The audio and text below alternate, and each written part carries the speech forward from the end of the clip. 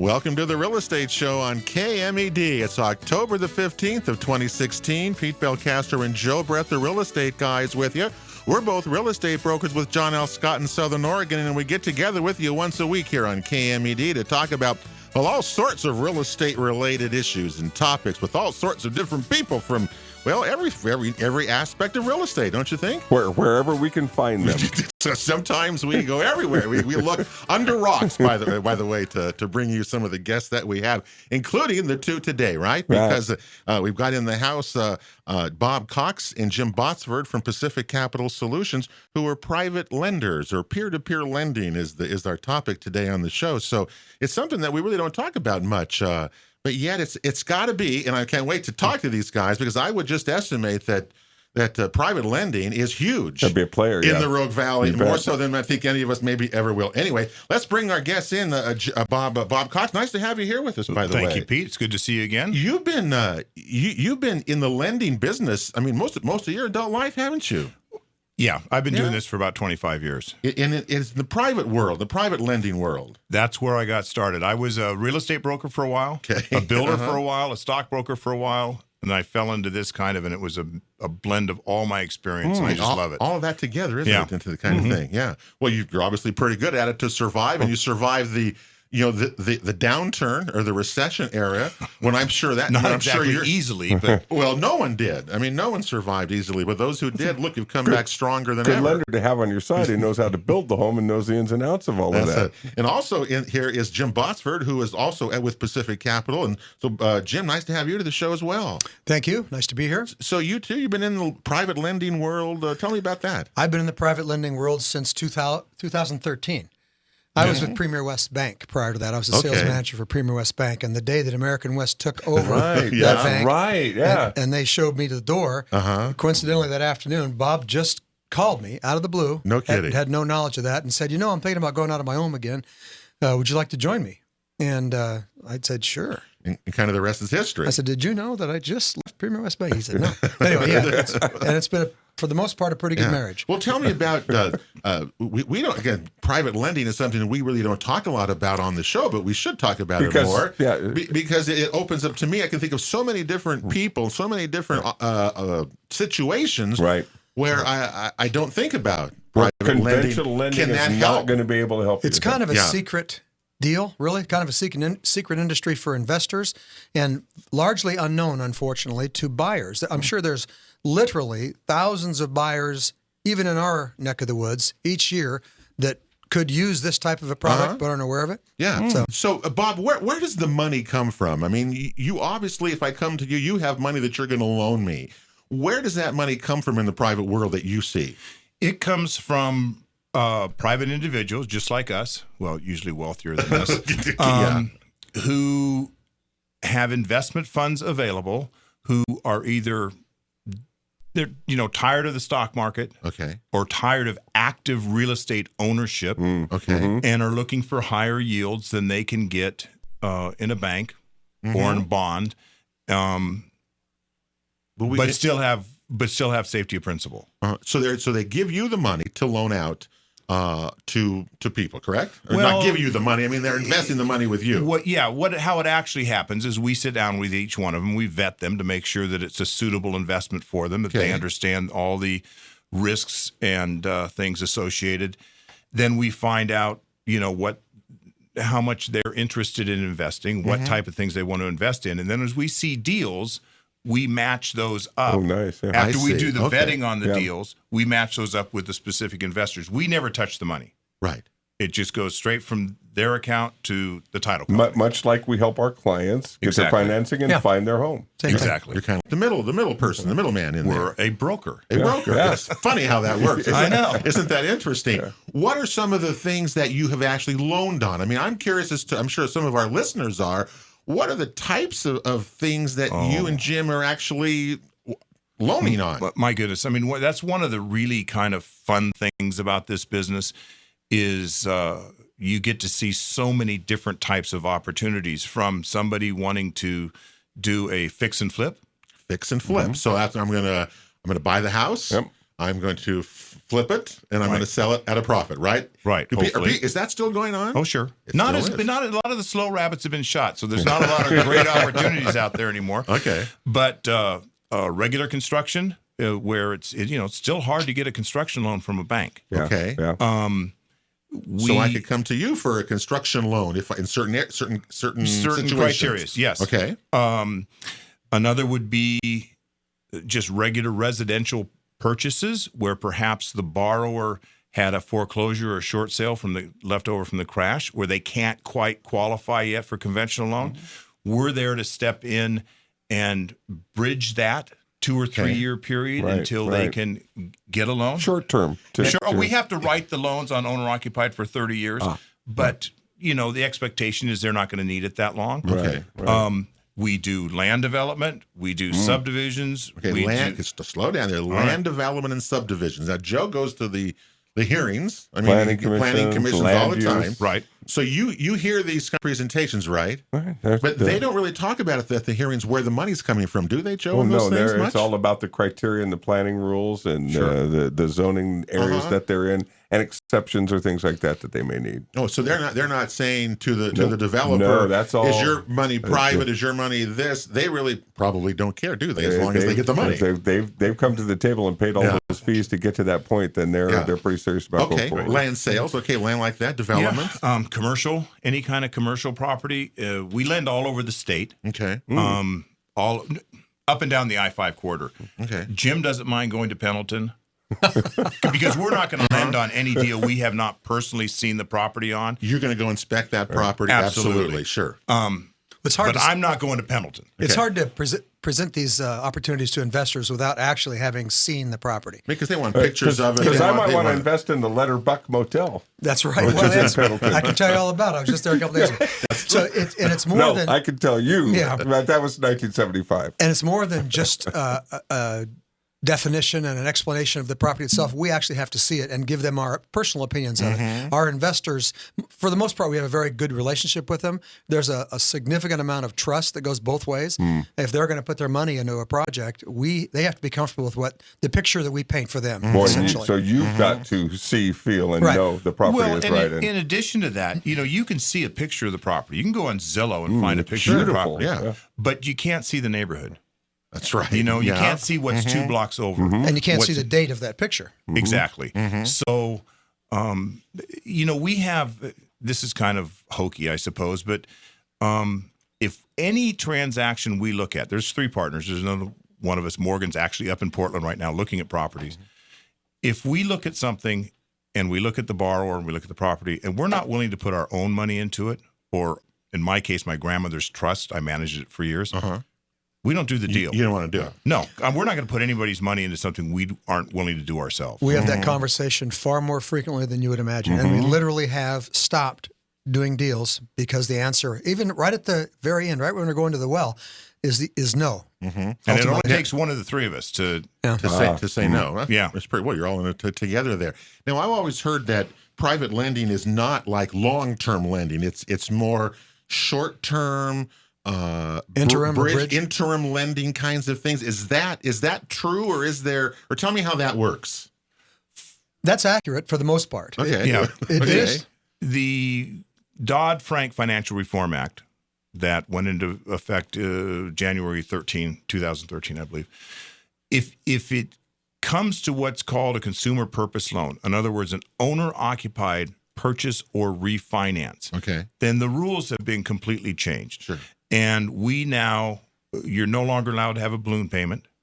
Right. You're no longer allowed to have prepayment penalties. A lot of consumer protections built in. So when we do those loans, and we, as far as we know, are the only private lenders in the state that will do them, we have to write those completely differently. 30-year fully amortized loans. Okay. All right. Now I sent a client to your business. Because did we treat him nicely? Well, yes, it worked, but I'm going to say what it was, because some people I know were in the same boat, including myself. Okay, he wanted to was selling his house, found a manufactured home in a park, but of course couldn't pay cash for it until the house sold, right? But you don't want to, the inventory Joe low. You got those situations. So we said, well, seller's not going to wait around for that. Seller's not going to wait around for that. So I said, what about private money? So we ended up actually calling Pacific Capital Solutions, and you made him a small loan. It was like $50,000 loan. So he got the manufactured home he needed, paid it off when he sold his house, and it seemed like everything worked really well. Yeah, it's a perfect scenario. Is that how that works? Yeah. And that's a place where we can step in. It's hard for local banks to want to be involved in that with their regulations. But we do manufactured homes in parks.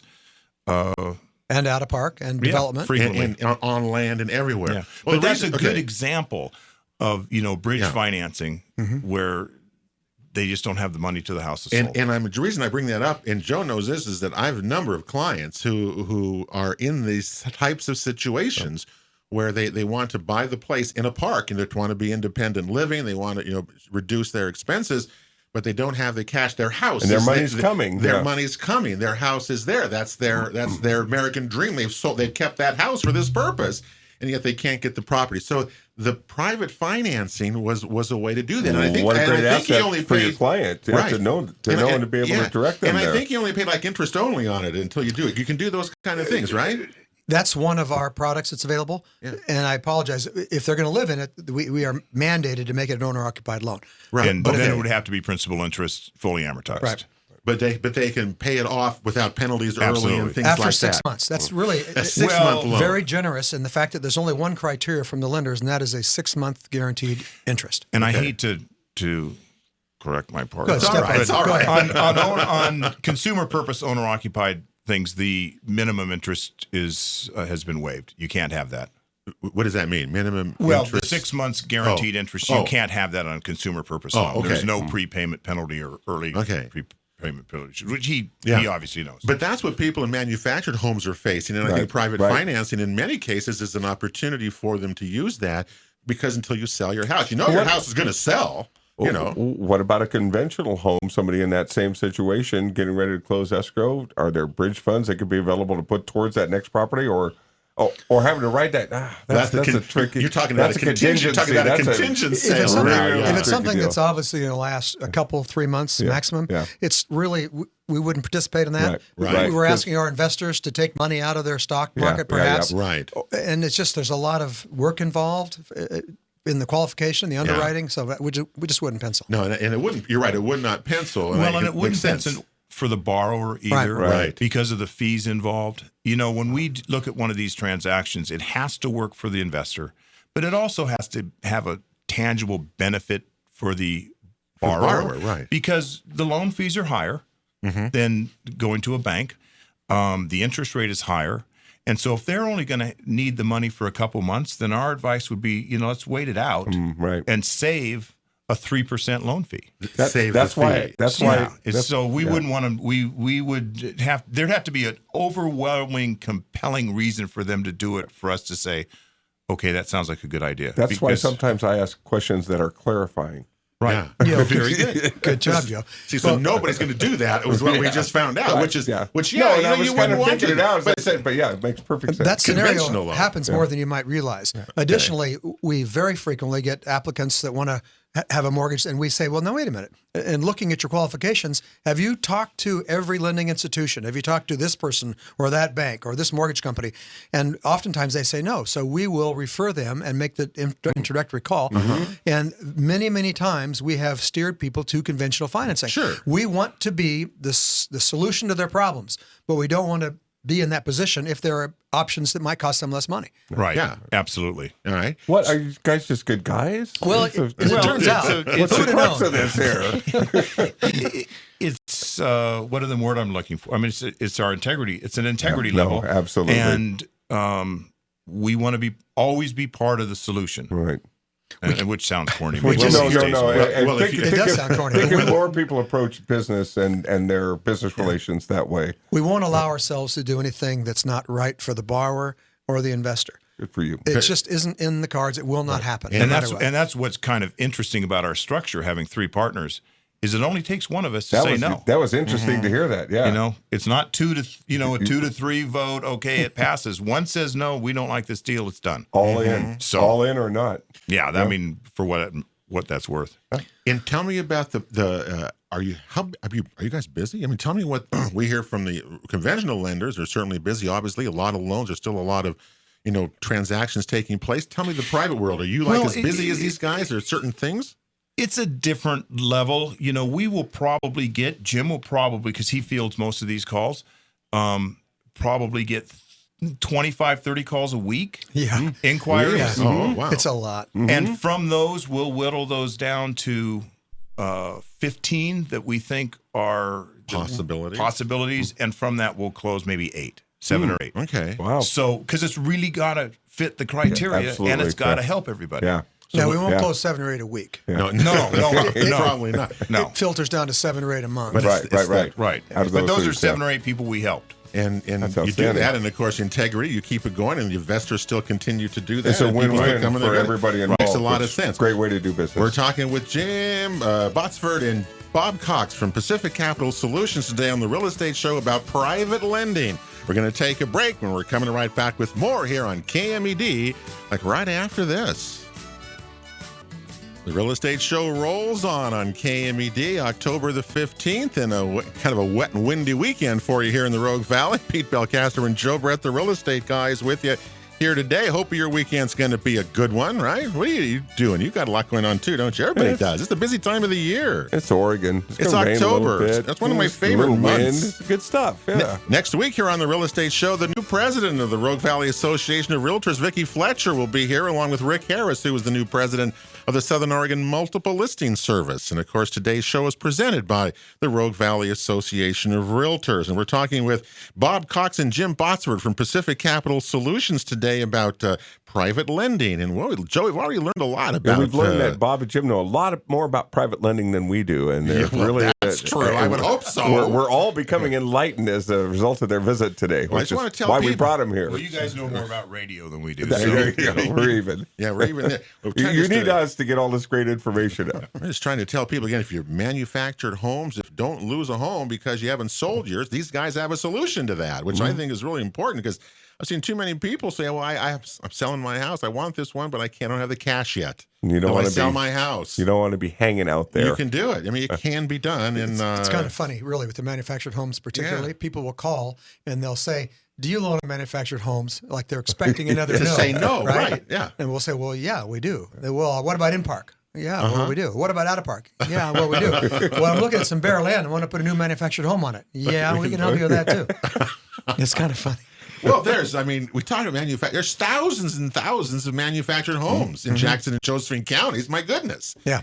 And they buy and sell every day. And think of some of the triple wides we've showed on top of the hills that look down on Evergreen Beautiful Lake. places. You're doing okay. And it's important we thank you guys for not calling them mobile homes. No, manufactured. I mean, that's crazy. Homes. Yeah, they're manufactured homes, and they're very, very well done. Buying one myself here.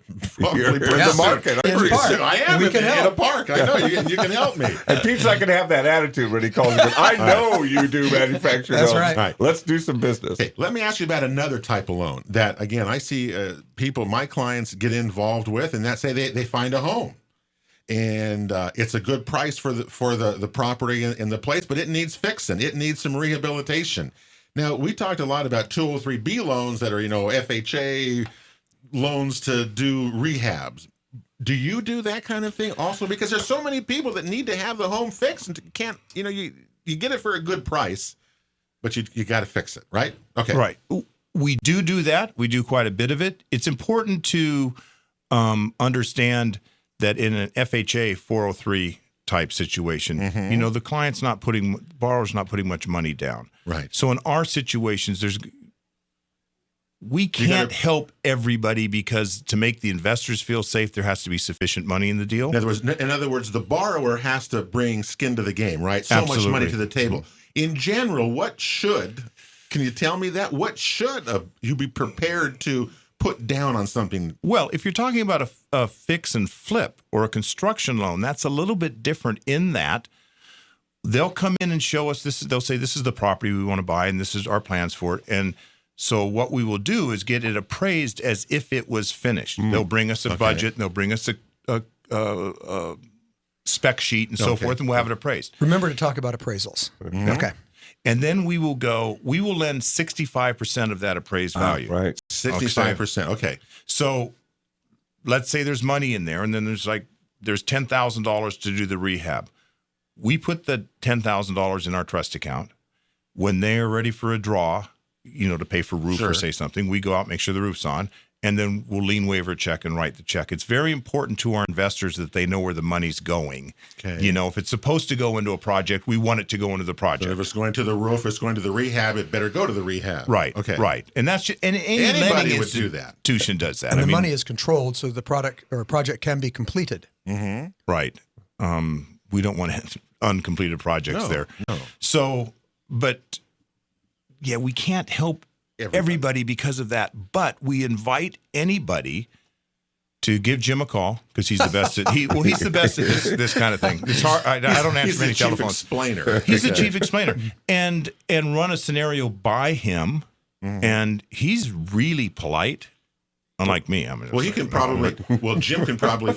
You've done it enough so you can figure it out pretty quickly. Oh, sure. Whether or not you're going to pursue something down the line, or you can. It's pretty. If we can help them, it's pretty cut and dry. There's really two of us. Morgan Hawkins, our third partner, does this as well, and we kind of tag team. But yes, in a fairly short conversation, we usually can uncover if this is a solution for the caller or not, and we don't want to string them along if we can't help them.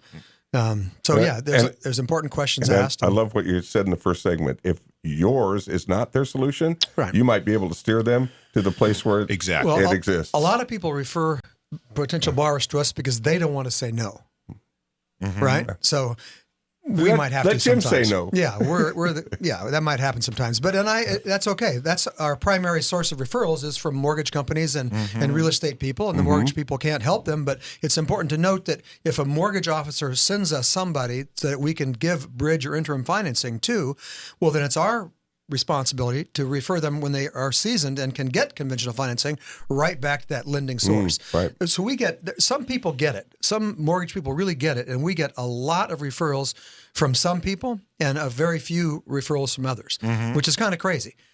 We can help realtors get their commission check by helping them close a deal that otherwise could not be done. So yeah, there's a definite need for what we do. And you can help clients get in their home. Yeah, we can. I hate to say that we can help them accomplish their dreams, but in many cases, that's true. Yeah. Can I come? It's just our little lending niche is really just not understood by very many people.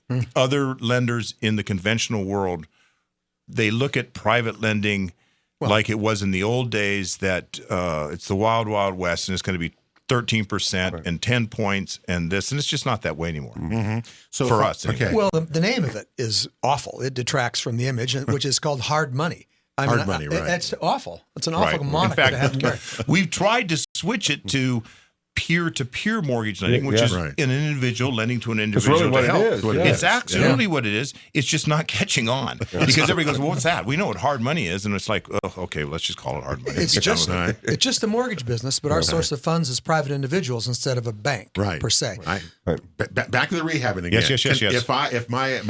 If I want to change my deck, and it's going to cost me $30,000, if I bring 35% to the table, would you finance the rest of that? Well, that's going to be one of those things, Pete, where we're going to have to sit down and have a serious conversation because you just want a construction loan to fix your deck, or is that part of the house purchase? No, it's just I want to fix my deck in my current house. Yeah, would you do that? Well, that's where we'd have the serious conversation because we would say, okay, what's your house worth? We're going to lend a certain amount of money on this. This deck here's the costs involved because we have to have title insurance. If it's owner occupied, we have to have an appraisal, the same sort of things. All of those things go into that no matter what it's for. If it's owner occupied. If it's owner occupied. Okay. So that would be really, okay, is this the best option for you? I'm just saying that's probably not the best option for me. I was trying to come out with a nice way of saying it. Let me down easily. It's right. Okay. Also, we don't do seconds. You don't do second. We don't do seconds. Okay. So if you want to come in and you have a mortgage on your house and you want to get a second loan for the deck, we're going to refer you to another lending source. Okay. But if you own the house outright, or if you had a very small mortgage, we might be willing to take out that mortgage. Additionally, include the money to fix the deck or build the deck. But just for something like it's probably be too small Pete, and too expensive for you. Right. Yeah. As Pete was thinking of a 3-story deck with hot tubs, an atrium, a breakfast nook. Okay. All right, now we're talking. I might do that myself. We'll see you tomorrow morning at 8 o'clock. Well, these are the things that, homeowners always think about trying to do. Can I get money to do them if I don't have it? Right. But you're saying, I hear Bob and Jim saying, is that some situations it will work, but some situations it's not. It's not in their best interest. Right. Yep. Right. And we're not going to do it if it's not in their best interest. And you're not going to do it either because of that as well. Right. Let's get back a little bit to the root of what we do and our principles that we adhere to. And the number one target for us, of course, is safety of principle for our investors. Okay, that's one side of the coin. To qualify buyers, we generally work with 65% loan to value. And in the case Bob was talking about with the rehab flip, that can be 65% of finished appraised value of the project. We document and verify the borrower's ability to make the payments, of course. And then we look for an exit strategy. And I hear music coming, so we'll talk about that after Those are all good things. And I also want to get a break coming up here. Joe, we want to ask him about, are you lending in the recreational marijuana world? And you said, yes, you are. We're going to talk about that, too. I mean, there's so much to talk about in this particular area that we're not going to run out of time. You know that. The Real Estate Show continues here on KMED. We're coming right back with Bob Cox and Jim Botsford, Pacific Capital Solutions, right after this. Real Estate Show continues here on KMED. October the 15th is our date. Pete Belcastro and Joe Brett, the Real Estate Guys, with you. Don't forget, check out any of our past shows at realestateshoworegon.com or on YouTube/Real Estate Show Oregon. We invite you to do that. Got some great shows that are waiting in the archive for you to check them out. Also want to remind you that age-friendly innovators, our friends Sharon Johnson and Howard Johnson, they're establishing a Rebuilding Together affiliate in Southern Oregon. And their first project is the distribution of kits put together by Lowe's with the support of Charter Communication. The kits are free on a first-come, first-served basis. They have a value of $250. They're about safe and healthy home kits, okay? Safe and healthy home kits. They're going to be giving them away October 22nd. That's next Saturday at the Scottish Rite Temple behind Costco, all right? Yep, and there's a website there where they can go learn what's in those kits and all kinds of good stuff about it. charterourcommunity.com/kit. That's it. You got it. Okay. Anyway, so that's next Saturday. So that's a great thing. And see, Sharon and Howard Johnson, they still continue their passion of age innovation, of having people live in your home longer. Yeah, they're still at it. Good for them. I just had another birthday, so God bless them. And keep up the good work. Yeah. Anyway, today on the Real Estate Show, Bob Cox and Jim Botsford from Pacific Capital Solutions are in the house here today, and the show presented by the Rogue Valley Association of Realtors about private money, peer-to-peer lending. And I've really learned a lot today, as I usually do, from our guest, Joe, and it's great having Probably could do another hour, actually. Here. Right on rolling. Before we go too far, let me just ask you about the recreational marijuana world in lending, private lending, like you do. Have you done any of that, Bob? Jim, tell me what's that been like for you guys? We get asked a lot about it, and we've made several loans for that purpose. We made a company decision a couple months ago to kind of back off it for a while until we figure out actually political implications. You know, because it's great in Oregon, it's legal in Oregon, it's against the law in the feds. Yeah. And until the recreational growers can figure out some sort of banking system, a state-started bank, we can't take their cash. Is the same thing going to happen? You three may know the answer. Is the same thing going to happen with the processing and distribution of these products? We're going to have the same kind of issue with cash only, or is it going to change? Or is this the biggest problem that you guys in the lending world face with this type of situation? Well, the bigger problem for us, I think, isn't what they're going to do with their cash. I mean, I really don't care what they're going to do with their cash. It's what is the federal government going to do? Now, more than likely, they're probably not going to do anything. They might even adopt it, seeing as they see how much money we're making. But we don't want to put our lenders at risk on something that's legal in the state. And let's say somebody gets elected president who doesn't like it and says, I don't care what the state says. We're sending in the National Guard if we have to. That's illegal. We're gonna, so we don't. That makes us nervous. It goes back to safety of principle. Safety of principle. Okay. Well, I don't blame you. I mean, you guys have those choices to make. It's just like scoping out a property with your own eyes and your own feel. Yeah. Absolutely right. And we have investors that don't have any problem with it. Okay. It's just that what did you make the loans on, by the way? Can you tell us that? What were they for? Were they land purchases? Land purchases. Land purchases. Okay. Or not Jim, you're the one that some property with homes on them. Okay. We talked about a manufactured home on 15 acres. Okay. The purpose of the purchase was they wanted to live there, but they also had about an acre they put into pot production. Okay. It was a great loan. Yeah, the investor was happy to do it. We had obviously had to disclose it to them that that's what it was going to be used for. This was probably 2 years ago, but it's since then when there's become a little more friction. The government really, they're ambiguous as far as what's going to happen because they don't know. I mean, you have to have security of principle. You have to know what's going to take place in 6 months. Are they going to come in here and change their stance and seize land? Well, I doubt they're going to do those things. Otherwise, you're blowing in the wind. Are you willing to put a couple $100,000 on that doubt? Well, I think you guys. But it's something we review weekly. Oh, yeah. I think review you're our smart position to. on I think weekly. you're smart to do that. Well, Changing that quickly, too. Our partner sometimes. Morgan actually called the DEA and had a long conversation with him about what their stance was and what he thought might transpire. And so that was very educational. Okay, final question. Did you do any loaning on the actual growing? Did you, like a person say, I want to put a thing into, did you lend any on that? In other words, I'm going to put the grow in $100,000. Yes, that kind of thing. No. We only lend on real estate. Okay. All right. That's cool to know. Speaking of that then, if I come to you guys, okay, whether it's for a rehab loan, a manufactured home in a park, a bridge loan, whatever the kind of thing is, what are the criteria that I got to bring to you? What do I have to show you that I can qualify that you guys would fund me there? What do I need to do? 2 years ago, I could get a loan with my pulse. Right. It's not that way anymore, and people still expect to come to a private lender and they say, well, we have this much equity in the property. We don't really want to show you anything. We approach every loan exactly the same way in our due diligence. We're going to get an application. We're going to get some tax returns. We're going to get some bank statements. We want to know that the borrower has the ability to make the payments. Okay. For our lenders, certainly, and also for the borrower. We don't want them getting in over their head. And there's no way to know if they can make the payment without doing that investigation. There's a misconception out there that private money lenders want to own the property. That's why they're making these loans at this. They want to take the property back. Couldn't be. Now, there might be some of them out there. I've never met one.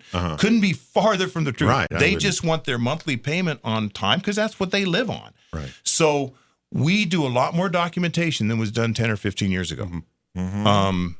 So they're going to have to expect, it's pretty much like the bank. We just have a lot more flexibility on our approval.